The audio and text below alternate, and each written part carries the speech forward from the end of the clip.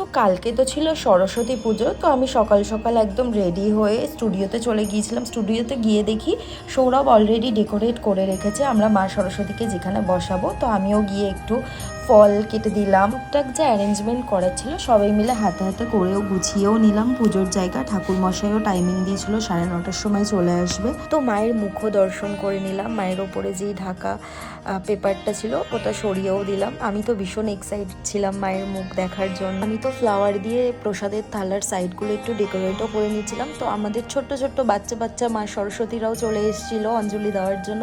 আমরা সবাই মিলে অঞ্জলি দিতেও বসে গেলাম, ঠাকুরমশাই অঞ্জলি দেওয়াই দিল। দেন আমাদের মাকে কত সুন্দর লাগছে দেখো।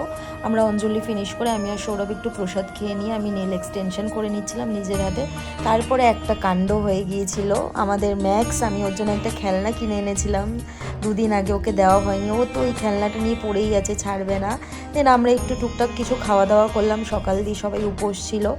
আমি তো আইব্রো করারও সময় পাইনি, তাই আমি একটু বাড়ির পাশেই স্যালনে চলে গেছিলাম, আইব্রো করে নিলাম।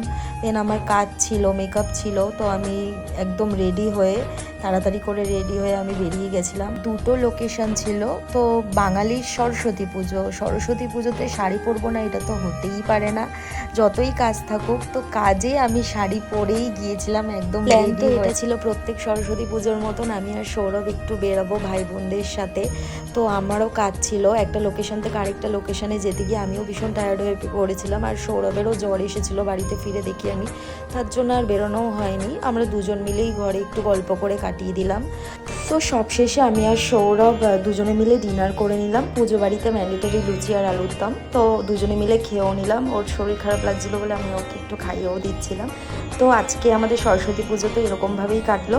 আশা করি সবার সরস্বতী পুজো খুব ভালো কাটিয়েছো। তো টাটা।